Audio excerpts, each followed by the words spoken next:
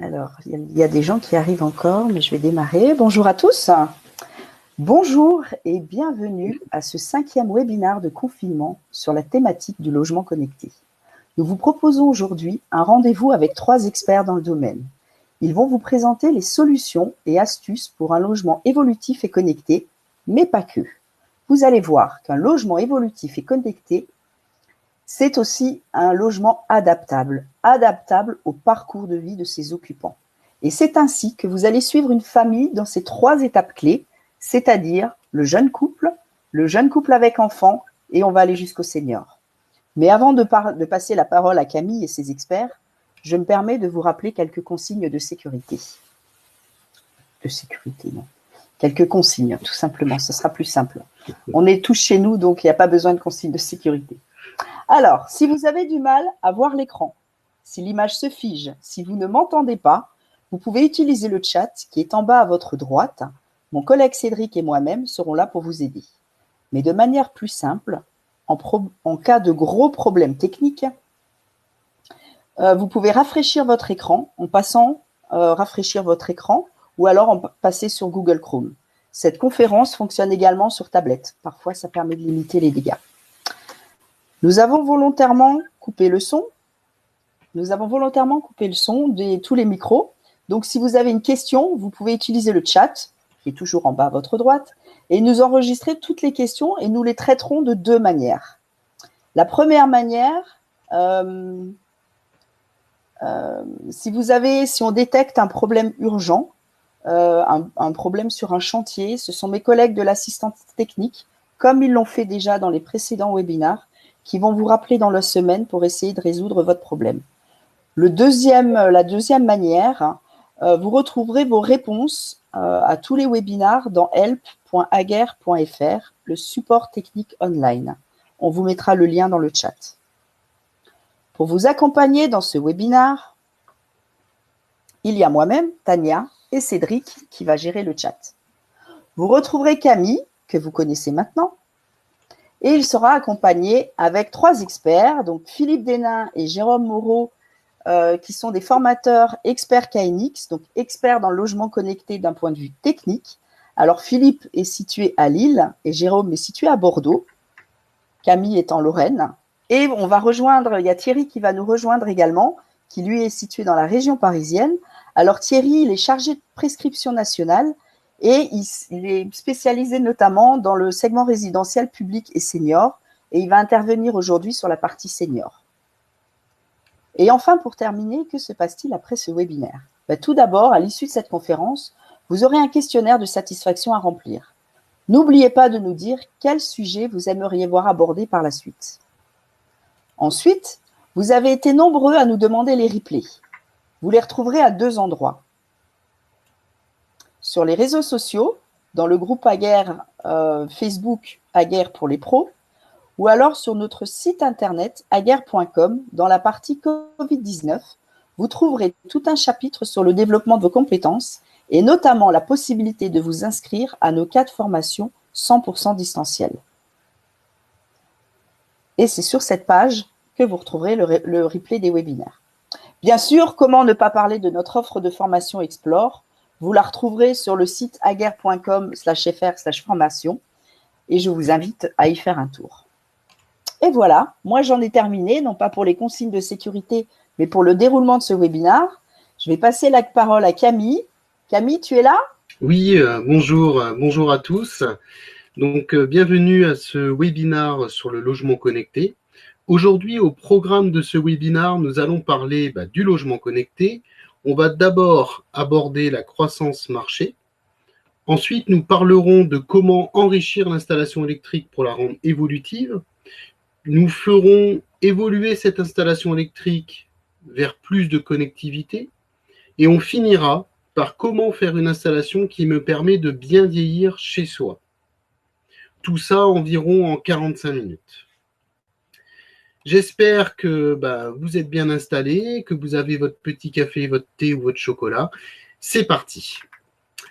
Si on parle déjà de la croissance marché, il y a des choses qui sont importantes au niveau de ce marché. En France, le logement connecté représentera un chiffre un peu plus de 2 milliards d'euros en 2022.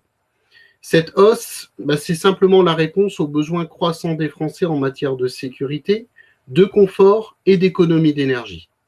Voici quelques chiffres intéressants.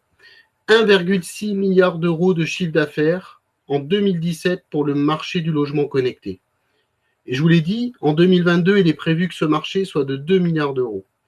93% des Français ont déjà entendu parler du logement connecté.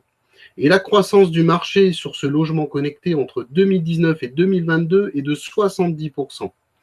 On voit cet impact qui monte et vraiment un besoin croissant de ce logement connecté. Les besoins des clients, on en a parlé juste avant, sont plus de confort, plus de sécurité et plus de liberté. Le logement connecté, ça devient un standard. Et donc, si ce n'est pas encore fait, c'est une réelle occasion pour vous à saisir. La démarche à guerre, si on parle de la démarche à guerre, elle est un petit peu différente, puisque notre démarche à guerre, c'est de faire un logement adapté, adaptable et connecté. L'idée, c'est de penser un logement dès le départ, pour qu'il soit évolutif de la façon la plus simple, en évitant le remplacement de l'appareillage, par exemple. Allez, rentrons un petit peu dans du concret. Je vous propose de découvrir une famille dans l'ensemble de son cycle de vie, afin de voir les situations que nous pouvons, les solutions plutôt que nous pouvons apporter afin de rendre ce logement adapté, adaptable et connecté. Cette famille, nous l'appellerons la famille Meyer. Elle possède un logement de type 3 et souhaite que ce logement puisse évoluer avec eux. Dans ce premier chapitre, nous allons parler pour ce jeune couple de comment enrichir l'installation électrique et la rendre évolutive. Et je vais demander à Jérôme de bien vouloir traiter cette première phase de vie, c'est-à-dire ce jeune couple sans enfant. Merci Camille, bonjour à tous. Effectivement, on va étudier ensemble le cas de ce jeune couple qui vient de s'installer et donc qui n'a pas encore d'enfant. Alors, ils sont plutôt à l'aise avec tout ce qui est nouvelle technologie, mais comme ils viennent de s'installer, ils ont un budget plutôt limité. Malgré tout, ils souhaitent un logement qui puisse évoluer dans le temps quand leur budget le permettra. Leur besoin aujourd'hui, c'est de piloter individuellement les volets roulants, d'avoir une centralisation et de piloter l'éclairage. Alors, avant d'aller plus loin, ce que je vous propose, c'est de voir ou de revoir pour certains les solutions radio à guerre. Alors, première chose, au niveau du domaine d'application, c'est vrai qu'on a pour habitude de penser que les micromodules sont faits uniquement pour le post-équipement et la rénovation, ce qui n'est pas forcément le cas. Bon, c'est vrai, bien sûr, mais on peut tout à fait les utiliser sur des bâtiments neufs. Pour preuve, bon nombre de constructeurs ou de promoteurs proposent aujourd'hui des solutions connectées. Ce sont principalement des solutions radio live. Ensuite, en termes de pilotage, on va pouvoir piloter à peu près tout ce qui est demandé finalement dans la maison, que ce soit l'éclairage en tout ou rien, de la variation, de la gestion des ouvrants, de la ventilation, des portails motorisés, des portes de garage sectionnelles, voire même des électrovannes d'arrosage, des gâches, etc., etc. Alors pour les fonctionnalités, on a des commandes groupées, on peut avoir des commandes générales, de la minuterie, des scénarios, voilà, tout un tas de fonctions très intéressantes dans le logement.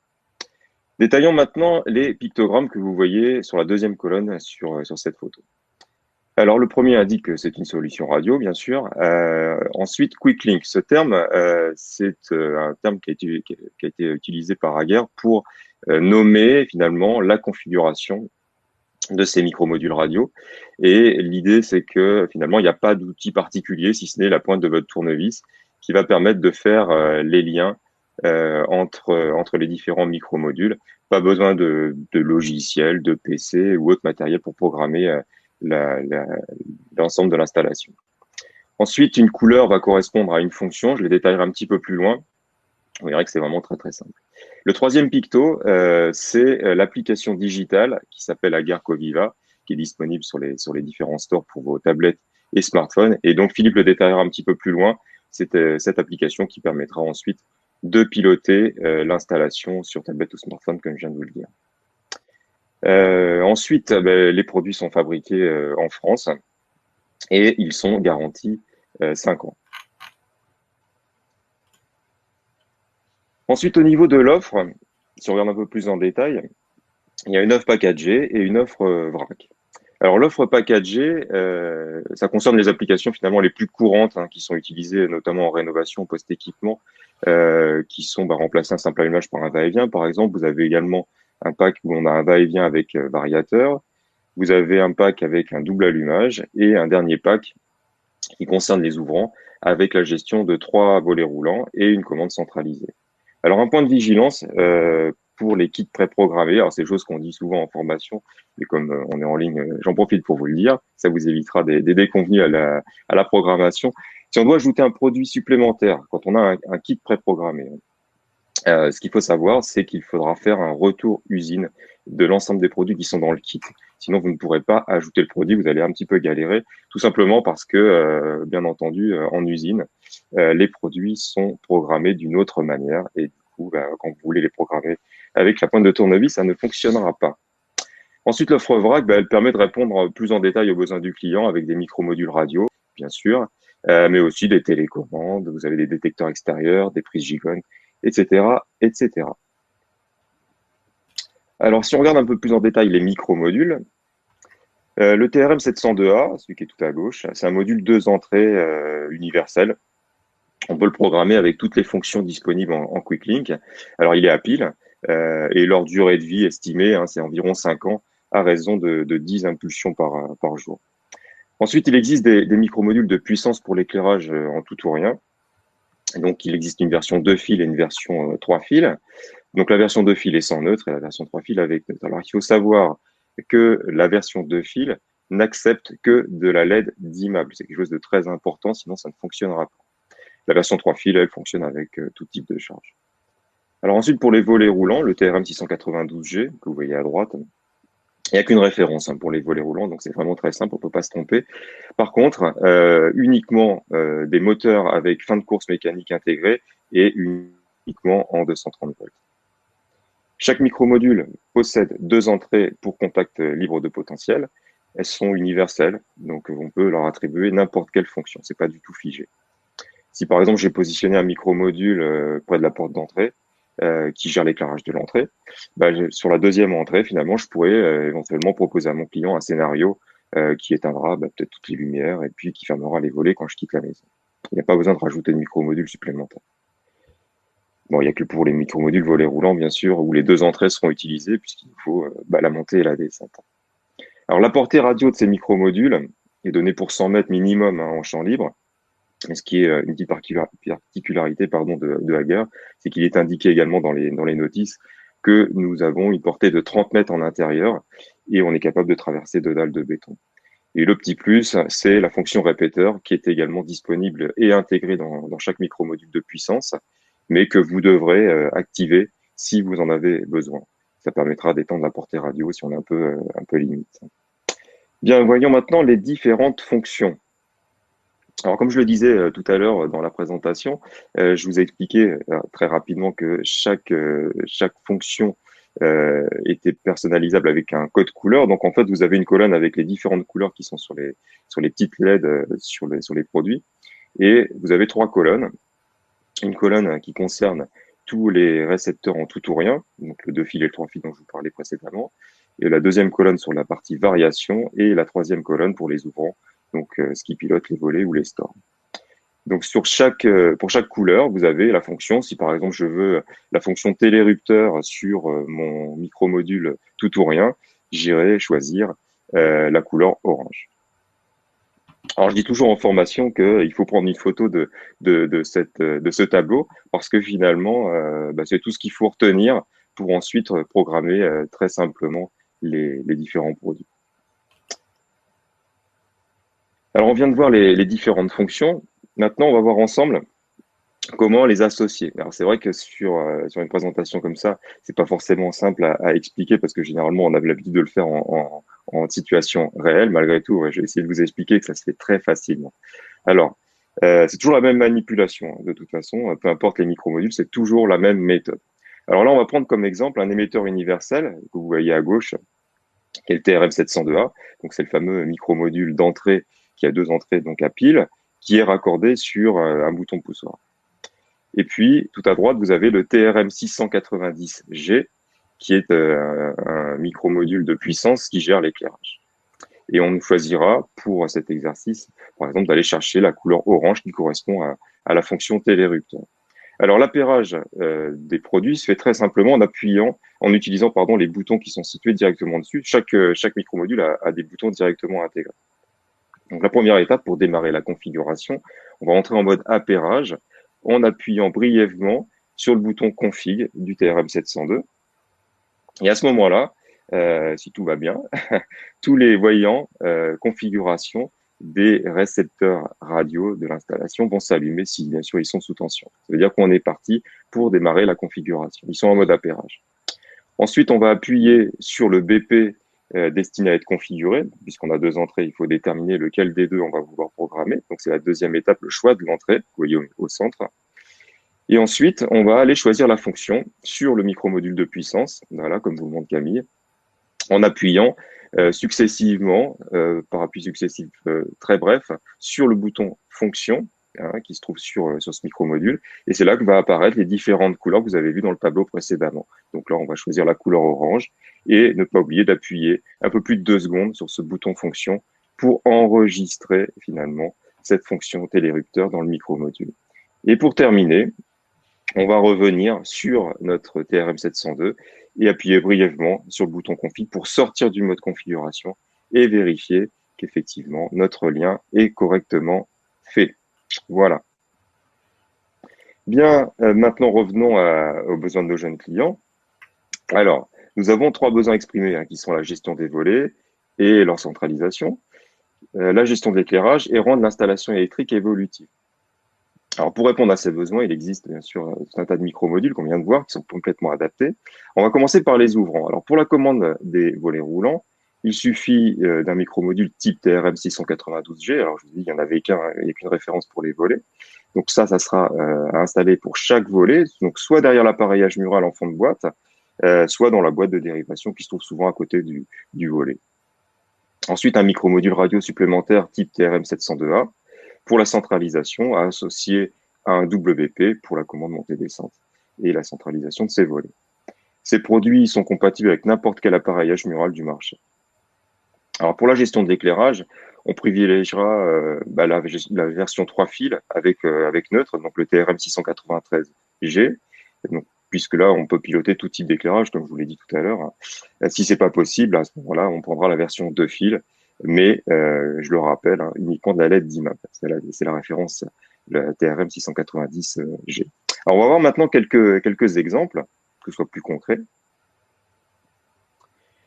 Alors, premier exemple, si on souhaite ajouter une commande pour gérer l'éclairage en variation. Donc là, sur cet exemple, vous avez un schéma avec un variateur, un point d'allumage, pardon, et on veut le transformer en variateur, mais avoir une deuxième commande. Donc, pour ce faire, on a un micromodule qui gère la variation, qui est le TRM691E, qu'on va mettre en fond de boîte. On raccorde ensuite l'entrée sur le BP concerné, qui se trouve juste au-dessus de la boîte. Donc, on a notre première commande. Et ensuite, on associe un TRM702A en mode variateur au niveau de la fonction. Et on l'associe à ce TRM691E, ce qui nous fera donc une double commande et un pilotage de la variation. Autre exemple, cette fois pour les volets, c'est exactement ce que nous demande le jeune couple, c'est-à-dire avoir une commande individuelle pour chaque volet et une centralisation. Donc là, on va prendre le TRM692G pour chaque volet. Et puis, on ajoute un TRM702A qui fera la commande centralisée de l'ensemble de ces volets.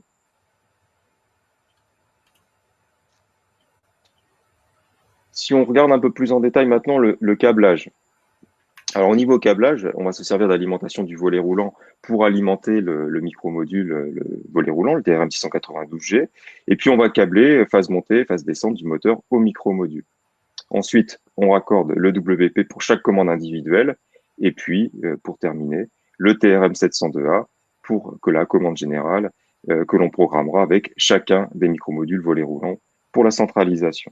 Alors attention, je rappelle qu'un micromodule volet roulant ne pilote qu'un moteur. Interdiction de mettre plusieurs moteurs en parallèle sur un micromodule. Ça, c'est quelque chose de très important. Pas faire d'économie là-dessus, parce que le risque, c'est que les commutateurs de fin de course se soudent, que les moteurs, les ouvrants, etc., peuvent être détruits.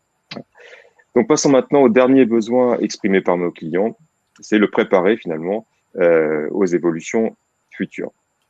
Alors, ces quelques recommandations qui tombent sous le sens, mais qu'il est bon de rappeler, c'est, première chose, penser à installer des boîtes d'encastrement de 50 mm de profondeur quand c'est possible, si au minimum le mur fait 70. Si vous devez installer des micromodules en fond de boîte derrière l'appareillage mural plus tard, ça sera quand même beaucoup plus simple. Alors, il existe aussi maintenant, depuis quelques années, des boîtes d'encastrement chez certains fabricants qui ont des chaussettes en fait qui sont dédiées aux micromodules. Donc ça, c'est très pratique puisqu'on glisse le micromodule dans la partie en plus, dans la chaussette, et on a beaucoup plus d'espace ensuite pour câbler notre appareillage mural. Ensuite, un autre point important sur du neuf, c'est quand on peut, c'est quand même beaucoup mieux. Alors sur le neuf, c'est plus facile, mais c'est de ramener le neutre derrière chaque point de commande. Alors la norme, pour ceux qui ont un peu plus lu en détail l'amendement 5 qui est sorti il y a quelques années, dans le titre 10 de l'amendement 5, dans la norme, il est recommandé justement de ramener le neutre derrière chaque point de commande pour des évolutions futures, notamment avec des micro-modules. Pour terminer, je vais vous rappeler qu'avec le nouvel appareillage mural à galerie, il permet de basculer très facilement d'une fonction interrupteur à une fonction bouton poussoir sans avoir à remplacer le produit puisque c'est directement intégré dedans. C'est un argument de plus pour faire évoluer encore plus facilement une installation traditionnelle en installation connectée. Voilà, pour ma part, j'en ai terminé. Je te laisse reprendre la main, Camille. Merci Jérôme. Merci de nous avoir présenté cette première phase de vie. On voit toute l'importance de créer un logement qui soit adapté et du coup adaptable, notamment avec la recommandation de la NFC 1500 de ramener le neutre derrière chaque point de commande. Ça permet une plus grande évolutivité du logement. Maintenant, nous allons passer à la deuxième tranche de vie. Notre couple a grandi et nous allons demander à Philippe de nous expliquer quelles solutions pouvons-nous proposer dans cette deuxième phase de vie pour apporter plus de flexibilité et amener aussi plus de confort. Philippe ? Il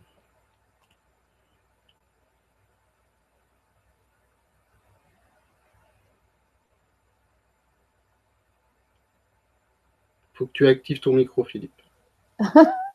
Oui, je crois qu'il a oublié. Attends.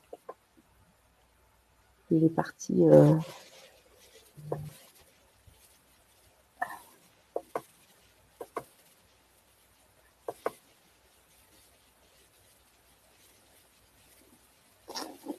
Allô, Philippe ?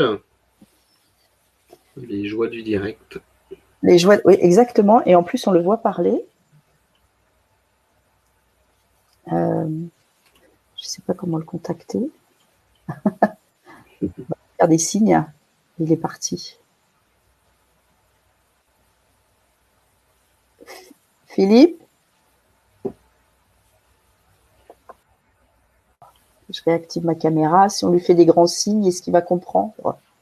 On ne te voit pas. On ne t'entend pas. On t'entend pas. On ne t'entend pas. Bon, ben voilà. Ce sont les risques. C'est les risques. Bon, c'est pas grave, je vais présenter la deuxième tranche de vie. Donc, en fait, avec Jérôme, vous avez pu voir comment réaliser une installation adaptée aux besoins d'un temps. Voyons maintenant dans quelle mesure cette installation peut être adaptable aux nouveaux besoins. Notre jeune couple a maintenant 2 enfants, leur vie, elle a naturellement accéléré et il a désormais de nouveaux besoins. Garder la main, maîtriser son environnement, gagner du temps, se simplifier la vie pour profiter des bons moments. Ils voient la technologie comme une troisième main qui leur facilite la vie. Pour eux, la technologie doit être fiable, évolutive, durable, fabriquée pas trop loin, même si c'est un petit peu plus cher. Garder la main aujourd'hui, ça se conçoit naturellement avec un smartphone. Ceux-ci sont devenus en quelques années le couteau suisse de l'être humain moderne. C'est naturellement que ces smartphones sont devenus l'extension indispensable à tout système domotique. Mais comment faire pour connecter son smartphone à son installation électrique ? C'est ce que je vous propose de découvrir maintenant. On voit sur le diagramme à gauche de l'écran les produits installés et décrits par Jérôme. Je n'y reviendrai pas. On ajoute maintenant un contrôleur connecté Coviva qui est relié par radio au micromodule. On voit ici, relié à radio au niveau des micromodules, pour les commandes d'éclairage, volets roulants et chauffage. Toujours par radio, nous pouvons associer aussi l'alarme intrusion CEPIO, ainsi que le DAF, le détecteur autonome de fumée, qui se trouve ici, qui peut être associé directement au contrôleur Coviva. Le contrôleur Coviva est bien sûr relié sur la box de la maison en filaire ou en Wi-Fi selon ce qui est possible. On remarque que les connexions sur le routeur connecté Coviva peuvent être multiples, via des applications smartphone, tablettes, Android, iOS, en utilisant le réseau Wi-Fi local ou le réseau mobile 4G. Il existe aussi une application web, et c'est la petite particularité, une application web pour se connecter depuis n'importe quel ordinateur, ou si jamais on a des données mobiles épuisées ou indisponibles, on accède à un ordinateur quelconque et on peut se connecter à son interface web pour pouvoir piloter. La programmation se fait sans outils, dans le principe du Quick Link. C'est l'installateur qui va faire cette programmation, il en est le maître, et le client final n'a pas la main sur le paramétrage des micromodules et du contrôleur Coviva, ce qui permet aussi de préserver votre environnement. En résumé, on aura un système qui fonctionne à distance ou localement avec un accès multiple depuis les appareils de la famille, et tout ça sans rien changer à ce qui a été fait quelques années plus tôt.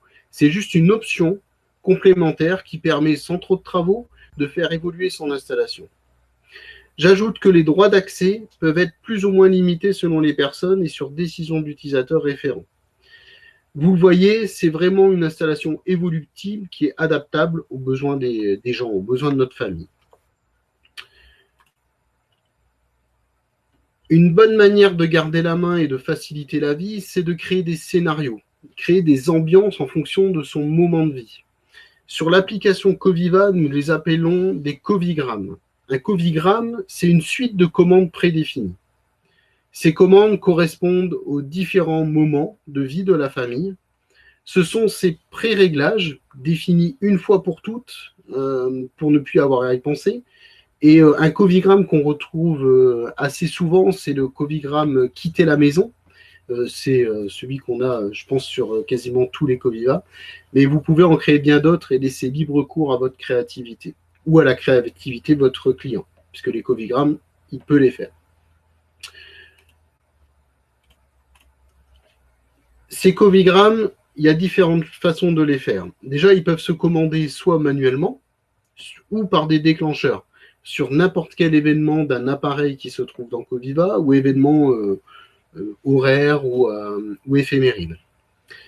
Donc c'est soit le lever, coucher du soleil, soit horaire, soit le changement d'état d'un appareil, comme allumer ou éteindre une lampe, positionner un volet à une valeur définie, qui peut lancer un covigramme. On pourrait aussi imaginer lancer un scénario déclenché par la mise en service de son alarme ou son arrêt, si bien sûr il y a une alarme CEPIO qui est appairée au contrôleur Coviva. Autre chose, donc le déclenchement d'un covigramme peut être assujetti à l'état d'un appareil. Ok, donc on peut le voir ici, là. Mais on peut rajouter une fonction supplémentaire, ajouter un si, pour amener une sorte de petite logique et éviter qu'une séquence se lance s'il y a un autre événement. Donc on peut amener un petit peu de conditions à l'exécution de ce scénario. Ça permet de lancer sa séquence tout en étant sûr que sous certaines conditions, elle ne se lance pas. Par exemple, on pourrait créer une commande de descente des volets roulants prévue le soir au coucher des soleils, mais elle ne sera exécutée que si l'alarme est en service. Ça permet de partir de chez soi l'esprit tranquille, et puis si on est retardé par un rendez-vous, ça fonctionne toujours. La maison est ainsi protégée volets fermés, et aussi la maison fait des économies d'énergie, parce qu'on sait que si les volets sont fermés, on garantit une consommation de chauffage un peu moindre, donc en hiver. Donc ça permet vraiment d'avoir une bonne gestion et d'amener plus de confort. Si pour une raison ou une autre, il n'y a pas besoin d'exécuter le Covigram. Par exemple, j'ai décidé là de ne pas vouloir mon automatisme de voler. On peut le désactiver directement sur l'application avec le petit bouton qui est ici et le remettre en service une fois qu'on en a besoin. Donc ça permet vraiment une grande flexibilité. Autre chose importante, et je pense que vous le savez, on l'entend partout, c'est est-ce qu'on peut ajouter des objets connectés? Bah oui, les objets connectés, bah, on est entouré d'objets connectés, il y en a partout, ça devient comment dire, des majordomes dans la maison. Et Coviva est compatible avec certains de ces objets connectés. Par exemple, Google Home, Amazon Alexa. Coviva est également compatible avec la station météo Netatmo et ses différentes options. Les caméras présentes et Welcome, toujours chez Netatmo, sont aussi compatibles. Tout ce petit monde, cet écosystème va discuter en Wi-Fi via la box du client final.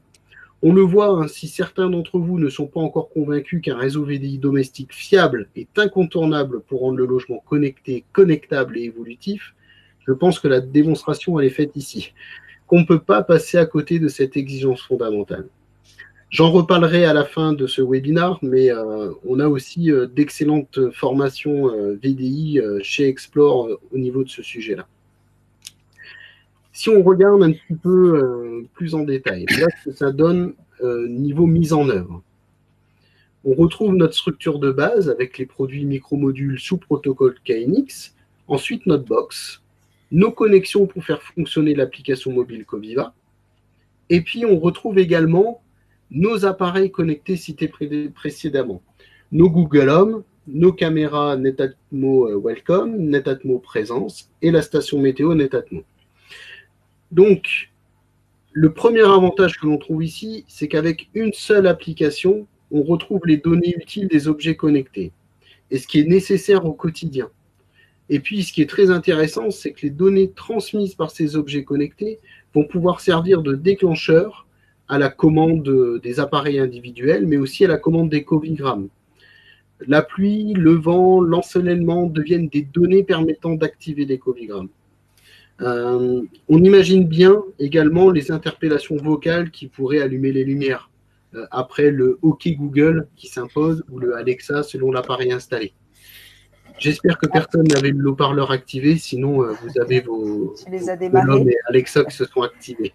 Camille, oui. Camille, je crois que Philippe est revenu parmi nous. Ah, il est revenu. J'étais pas parti. Alors, je ne sais pas si on m'entend. Là, on t'entend, oui. Ah, mais j'étais pas parti, mais très frustré de voir tout ça se dérouler sans moi, ou presque. Je vais te laisser finir. Merci en tout cas, Camille. De rien. D'avoir pu prendre au pied levé comme ça la formation. Merci beaucoup. Bon, alors, si vous n'y voyez pas d'inconvénient, je vais terminer ce que Camille a brillamment commencé. Et bonjour à tous, puisque je n'ai pas pu le faire tout à l'heure. Donc là, c'était terminé. Hein. Juste peut-être un exemple pour garantir le confort thermique intérieur d'été, hein, de pouvoir réaliser des séquences qui permettent de faire cette opération. Baisser les volets quand on n'est pas chez soi et que le soleil darde ses rayons sur la maison, c'est toujours très intéressant pour garder une maison fraîche sans pour autant mettre la clim en service. Voilà, Camille, si tu peux avancer. Alors, comment tout ça c'est possible, puisque finalement ces produits sont de fabricants différents et l'enjeu c'est de faire communiquer l'ensemble. Et donc, comme on le voit sur cette diapo, on va faire communiquer ensemble les clouds entre eux. Alors, pour arriver à ça, première chose, c'est que chacun de ces objets connectés doit être raccordé sur leur cloud respectif, mis à disposition par ces fabricants. Et donc ça, c'est vraiment un prérequis incontournable. On est obligé d'utiliser l'application prévue par Netatmo ou Google Home ou Alexa. Afin que ceux-ci puissent discuter donc entre eux et se communiquer des informations. Il faudra donc, depuis l'application Coviva, jumeler les comptes des différents appareils. Alors, cette opération se fait depuis l'application Coviva, de l'utilisateur référent ou depuis l'application de l'installateur. Une fois cette opération réalisée, les données remonteront vers l'application Coviva et pourront être utilisées par celle-ci. Alors, ces données seront disponibles pour servir de déclencheur, comme l'a évoqué Camille tout à l'heure, et lancer les covigrammes utiles. On pourra donc lancer des covigrammes à la suite d'une reconnaissance faciale ou d'une interpellation OK Google ou Alexa. Les données météo issues de la station pourront également être utilisées pour réaliser les commandes sur les volets et les store ban ou store extérieur, BSO, brise soleil orientable. Voilà. Alors, à titre d'exemple et pour vous montrer la simplicité de cette opération, on voit ici des captures d'écran. Alors, pour ajouter un produit sur l'application Coviva, il suffit d'appuyer sur le plus. Ensuite, chercher l'objet connecté à ajouter. Donc, ici, dans l'exemple, puisqu'on va ajouter une caméra une caméra Welcome, c'est Netatmo qu'on va choisir. Voilà. Ensuite, on va continuer. Et pour terminer, enfin pas pour terminer tout de suite dans un premier temps, mais arriver sur la page Netatmo. Donc là, on est sur cette page Netatmo qui permet de renseigner les identifiants, donc email et mot de passe, bien entendu. Alors c'est des fois un petit combat avec le client final pour retrouver les mots de passe, les identifiants. C'est tous ceux qui ont fait un peu de chantier savent de quoi je parle.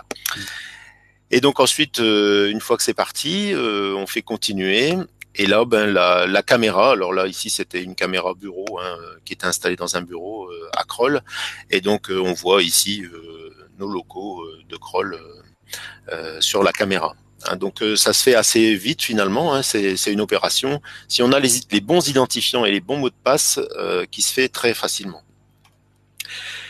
Et donc il y a bien sûr le flux vidéo, ça c'est déjà intéressant, mais il y a aussi, comme le disait Camille, et on le redit, la possibilité de faire des lancements de covigrammes à partir de déclencheurs. Si une personne connue est reconnue par la caméra, une personne inconnue reconnue par la caméra. Alors on voit ici quelque chose de bizarre, mais c'est vrai qu'on peut reconnaître des personnes inconnues. Et si un mouvement est détecté également devant la caméra, simplement un mouvement. Et donc alors, on va pouvoir faire un tas d'opérations sur les appareils raccordés. Et puis également, bien entendu, commencer des enregistrements vidéo si c'est utile ou les désactiver si ceux-ci ne sont plus utiles. Voilà. Et donc voilà en image ce qu'on peut voir sur le smartphone, le flux visible, voilà. Et donc ici, vous avez quelque chose de très pratique finalement. C'est très pratique d'utiliser tout ça. Alors on le voit aussi, ça laisse les mains libres et aussi l'esprit.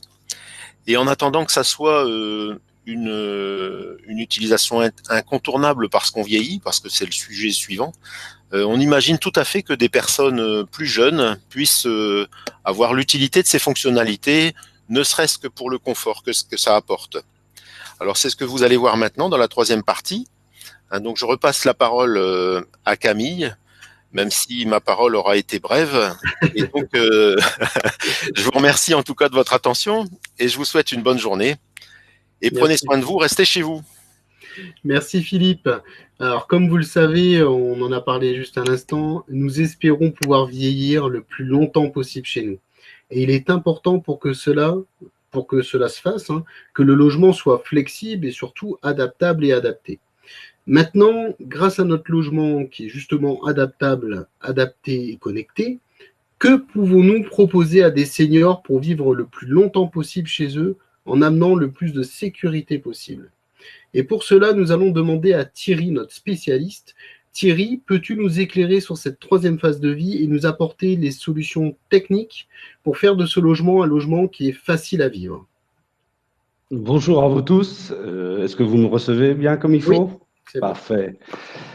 Oui, bonjour. Et puis, merci Camille pour cette transition du logement adapté. On a vu aux jeunes couples et aux familles, hein. Mais comment il peut s'adapter par rapport aux personnes âgées? Je commencerai simplement par vous dire, le monde de la vieillesse, on le découvre dès lors que nos parents ou nous-mêmes, nous allons en franchir le seuil. Quelle réponse apporter pour faire évoluer l'environnement de vie de nos aînés, comme tu l'as dit Camille, pour plus de confort, de sécurité, et je rajouterai un petit point qui est le lien social, tout ça dans leur espace de vie. Nous allons vous présenter quelques évolutions basées sur des solutions évoquées par Jérôme et Philippe. Mais avant, c'est quoi le monde du senior? Ghislaine Alajoanine, femme politique française, exprime bien ce que c'est le monde des seniors, d'une réalité grandissante dans notre pays, au sein de nos régions, de nos départements, mais aussi de nos villes, nos villages et dans nos quartiers. Elle dit tout simplement, un senior naît toutes les 37 secondes en France et un junior toutes les 42 secondes. Le mécanisme de croissance des aînés est en route depuis de nombreuses années, avec le baby boomer qui est devenu le papy boomer. Autre chiffre, en 2015, un Français sur trois avait plus de 60 ans et les projections réalisées par les organismes spécialisés annoncent un pourcentage à 41% de cette population pour 2030. Tout ceci sur le territoire national. Certains organismes sociaux annoncent des chiffres qui interpellent dès qu'on les écoute. 25% de leur parc immobilier héberge au jour d'aujourd'hui des seniors. Et ce chiffre est en croissance et devrait dépasser là aussi les 40% dans les années à venir. En parallèle de cette croissance des aînés, est-ce que le parc de logements en France est adapté pour répondre aux besoins des usagers seniors pour qu'ils puissent vivre et bien vieillir au sein de leur logement? Le résultat, vous le voyez par vous-même, il est faible. À ce jour, seulement que 6% des besoins des seniors en comparaison avec nos pays voisins d'Europe du Nord, qui pour eux, certains dépassent les 10, voire même les 14%. Il faut savoir qu'une personne sur trois, entre 65 et 70 ans, vivent seule. Et 1,6 million de personnes seront en perte d'autonomie d'ici 2030. On peut se poser la question, mais où est-ce qu'ils vivent? Simplement, je peux vous dire qu'ils vivent à 90% au sein de leur logement, qu'ils soient propriétaires ou locataires. On est sur la slide qui parle un petit peu de nos aînés, qu'est-ce qu'eux ils attendent et quels sont leurs souhaits. Je vous dirais, les sondages montrent bien aussi le souhait des aînés de bien vivre et de bien vivre chez eux, dans leur logement, mais sont-ils adaptés, voire adaptables, par rapport aux difficultés grandissantes liées à l'avancée dans l'âge, on vient d'en parler, liées à la perte d'autonomie suite à des accidents de la vie. Sur les dernières présidences, nous avons vu apparaître au sein du logement et de la construction la loi PMR, handicap et accessibilité, la loi ASV, l'accompagnement de la société au vieillissement de la population en France, portée à l'époque par la ministre Michel Delaunay, suite au rapport de Luc Broussy, et dernièrement arrivée la loi Elan, qui précise le volet du logement évolutif et adaptable suivant le parcours de vie des occupants. Si l'on veut accompagner nos seniors pour le bien vivre et bien vieillir chez eux, l'enjeu est réel. Je pense que vous en avez tous pris conscience, il est inéluctable. Il se déroule maintenant, à côté de chez nous. Nous devons agir tous ensemble pour porter des solutions à nos grands-parents, parents, oncles et tantes, frères et sœurs, amis, amis des amis, parents des amis, ou encore nos propres voisins et citoyens de voisinage. Alors, je peux vous demander simplement, agissons tous ensemble pour leur qualité de vie. Je citerai un auteur important, Oscar Wilde, qui disait, lorsqu'on parle des seniors, il ne faut pas chercher à rajouter des années à sa vie, mais plutôt de rajouter de la vie à ses années. Maintenir un senior chez lui, c'est un premier pas c'est un premier pas pour rajouter de la vie à ses années. Mais faut-il encore que le logement soit évolutif et surtout adapté à eux, avant bien sûr un transfert vers d'autres organismes de santé. Avant d'apporter une ou des solutions adaptées, il faut comprendre les seniors, leurs problématiques, leurs déficiences, pour apporter la bonne réponse, avec des solutions d'usage simples intuitive et non stigmatisante. Vous utilisez tous les jours des solutions et je suis sûr et certain que ces solutions, pensées un petit peu différemment, peuvent répondre à ces besoins. Je vous propose de découvrir quelles sont les difficultés qu'ils peuvent rencontrer. Elles sont de quatre natures.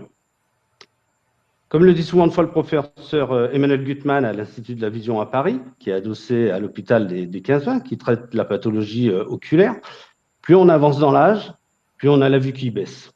Et ça, c'est peut-être problématique pour localiser un bouton de commande blanc sur un mur blanc. Ça, c'est bien quand on est jeune. Dès qu'on avance dans l'âge, c'est un peu plus contraignant.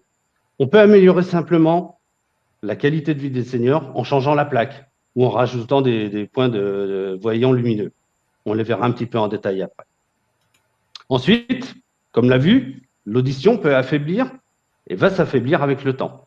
Là aussi, on peut relayer l'enclenchement de la sonnette sur le smartphone, comme nous l'a précisé Camille et Philippe, ou agir sur un éclairage pour reporter le signal sonore en signal lumineux.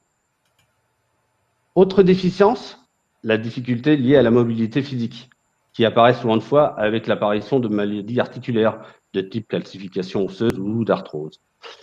Agir sur une manivelle pour un volet roulant ou lever le bras pour allumer une lumière peuvent devenir quelque chose de très pénible pour la personne qui est atteinte de ces déficiences. Une simple télécommande radio ou l'application Coviva sur le smartphone vont embellir la vie des personnes handicapées car les efforts sont moindres pour un résultat d'autonomie 100% par lui-même. Pour finir, la dernière pathologie que l'on peut rencontrer, qui est une des plus difficiles à accompagner, c'est les maladies neurologiques. C'est des facteurs plus sensibles à traiter par leur complexité, mais aussi au niveau du lieu de vie. Le contrôle d'accès, la surveillance de l'ouverture du frigo ou encore celle de la pharmacie sont des éléments d'information où, avec des solutions périphériques d'alarme anti-intrusion, apportent des réponses d'alerte pour la famille et leur apportent surtout du réconfort. Voici quelques pistes évoquées brièvement, mais je vous propose de revenir sur le logement initial que l'on a découvert ensemble et apporter quelques évolutions pour garantir une qualité de vie dite nocturne. Lorsque l'on est chez soi, pour une personne âgée, le premier facteur de risque, c'est la chute au sein du domicile. Et d'ailleurs, c'est le premier taux d'accident en France pour nos seniors. Ce qui entraîne une hospitalisation, voire des convalescences longues et parfois douloureuses, mais il faut savoir que ça peut aussi entraîner le décès de la personne dans le temps. Majoritairement, les accidents arrivent où? Dans la salle de bain, plutôt de jour, parce qu'on prend sa douche, donc il peut y avoir de l'eau sur le sol, ou simplement le fait d'enjamber la baignoire, soit pour prendre sa douche, soit pour en sortir. Et l'autre endroit, c'est la chambre, surtout la nuit, parce que les gens se lèvent dans le noir et malheureusement, ils viennent à taper un meuble et là, c'est la chute qui arrive. La répartition, à peu près, est de 50-50. Comment répondre pour éviter de se lever dans le noir? Par la mise en place d'un guidage nocturne pour aller de son lit au WC ou dans la salle de bain, tout simplement avec une installation existante, comme mes collègues vous l'ont précisé tout à l'heure.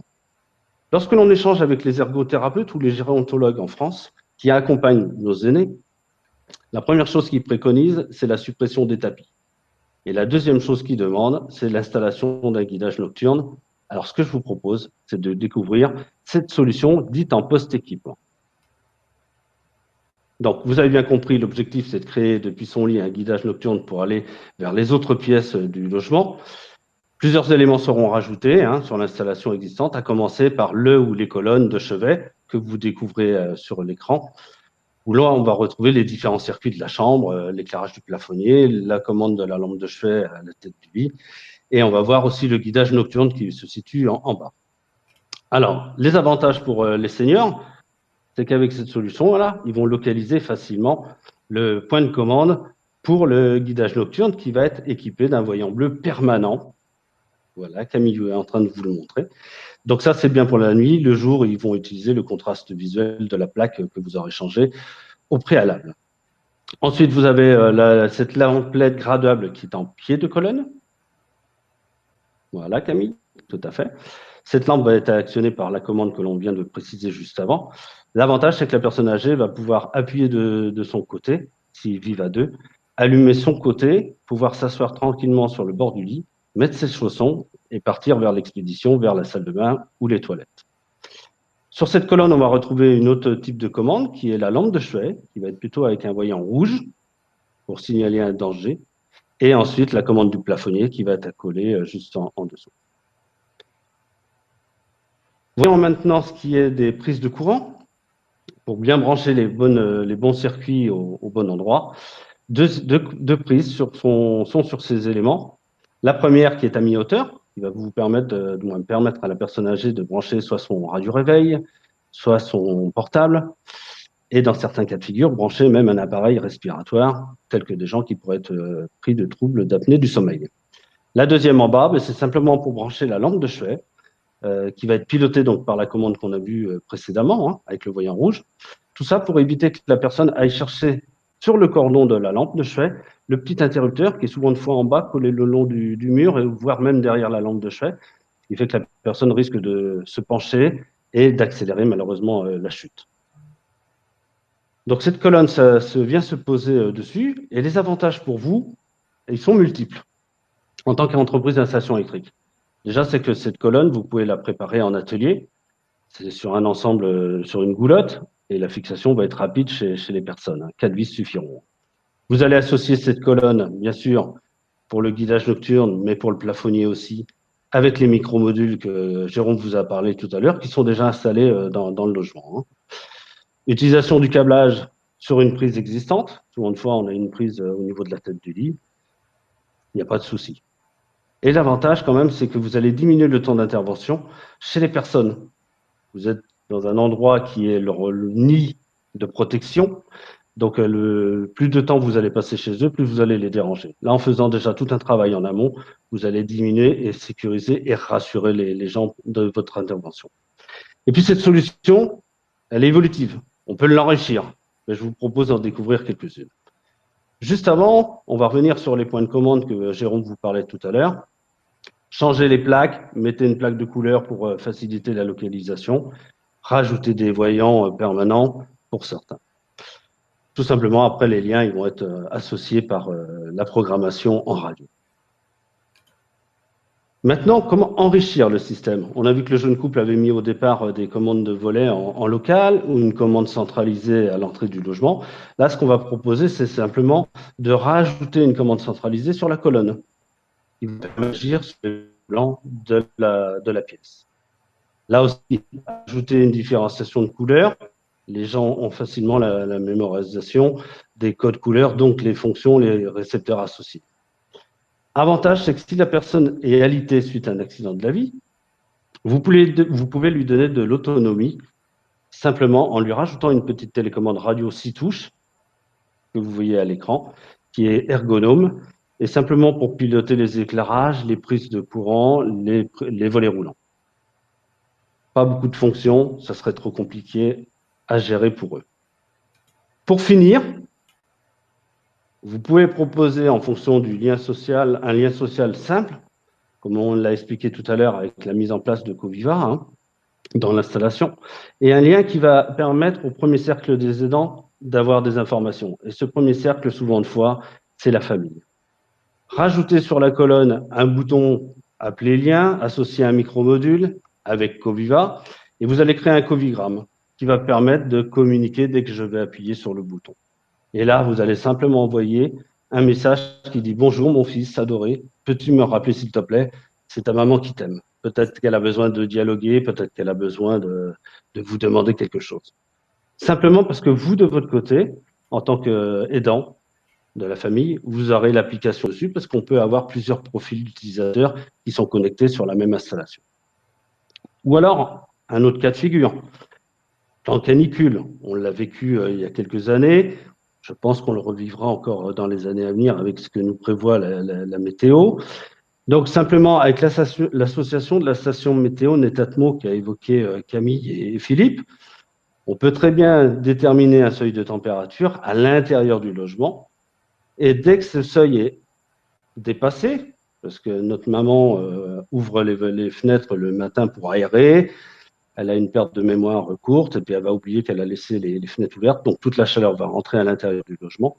Simplement en mettant un seuil, on peut être alerté On peut prévenir la maman qui est à l'intérieur du logement, comme quand il fait chaud, les fenêtres sont peut-être assez ouvertes. On est avisé, nous, on peut l'appeler directement sur son téléphone et on peut lancer un scénario.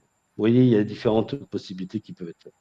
Autre hypothèse, et je finirai sur ce sujet, pour accompagner un senior qui est malheureusement accidenté et qui vit en fauteuil roulant, eh bien, on peut peut-être lui apporter à travers la Google Home ou l'appareil Voice Control le pilotage de son environnement tout simplement à la voix.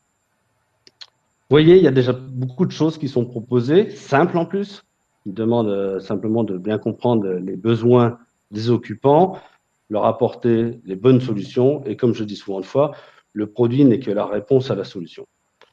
Dans un futur plus ou moins proche, nous pouvons imaginer d'aller encore plus loin dans les usages, avec la mise en place de dispositifs intégrés pour faire dialoguer les écosystèmes du logement avec d'autres systèmes, tels qu'on peut retrouver la chaudière ou la pompe à chaleur, et on peut aller demain vers même des liens avec des plateformes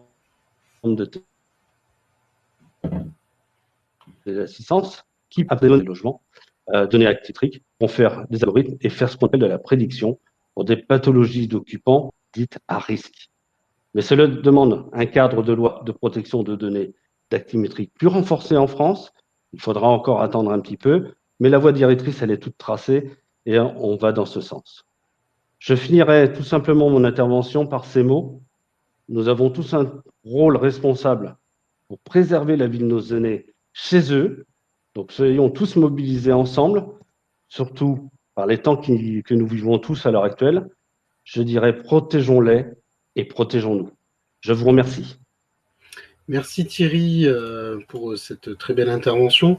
Nous avons vu que ce logement, pour qu'il soit adapté, adaptable et connecté, ça demande une certaine réflexion. Je vous propose maintenant de synthétiser tout ça rapidement parce qu'on a un peu dépassé le temps. Alors déjà, nous avons le logement classique. Si on reprend l'ensemble de ce qu'on vient de voir, nous avons ce logement classique qui est en neuf, en rénovation ou en rénovation. Et on va mettre en place des dispositions minimales pour que ce logement soit adaptable. Jérôme en a parlé, le neutre au niveau des boîtes, prévoir des battes de 50, amener une prédisposition pour que le logement soit adapté et adaptable. Ensuite, nous avons justement ce logement dit adapté, dit le connectable. C'est équiper l'espace de vie de fonctionnalités pour plus d'usages, plus de fonctionnalités, mais de façon juste, simple, intuitive et non stigmatisante. C'est aussi intégrer des solutions électriques dites de post-équipement. Nous avons bien sûr le logement connecté qui va être un habitat enrichi avec en quelque sorte un majordome dans la maison. C'est équiper ce logement pour répondre à des besoins précis en termes de visualisation, de digitalisation, de délégation humaine avec les covigrammes et l'interaction avec les internets des objets. Puis aussi créer des scénarios de vie. Et je finirai par pour moi, un élément qui est très important aussi, c'est de finir le logement en un logement qui soit surveillant, c'est-à-dire un logement qui est sûr et bienveillant. C'est associer l'environnement de vie à une ou des plateformes de services adéquats pour préserver les occupants et leurs liens sociaux. C'est dispenser pour le cercle aidant familial ou professionnel de données d'alerte, de données d'activité, le tout calibrable en fonction des personnes. C'est aussi équipé en solutions électriques pour générer des datas exploitables et partageables. Par exemple, avec les séquences d'alerte et les API vers tous les écosystèmes qu'on peut retrouver. Voilà comment aujourd'hui on peut développer un parc immobilier de logements à l'écoute des usagers. Et c'est le chemin tout tracé pour le bien vivre et le bien vieillir chez soi. Je vous remercie de nous avoir écoutés sur ce sujet passionnant, tellement passionnant qu'on a dépassé un petit peu l'horaire. Maintenant, parlons un peu de la suite. Je vous donne 2 rendez-vous la semaine prochaine. Un webinar mardi prochain avec moi autour du décret tertiaire et des évolutions normatives sur l'efficacité énergétique en tertiaire. Et jeudi prochain pour un webinar plus commercial pour réussir son premier rendez-vous en clientèle et décrocher la commande. Vous recevrez l'invitation très prochainement. Je tiens à vous remercier. Merci de votre participation. On se retrouve la semaine prochaine. N'oubliez pas de rester sur cette page. Un questionnaire va vous être proposé. Prenez soin de vous, au revoir et à la semaine prochaine.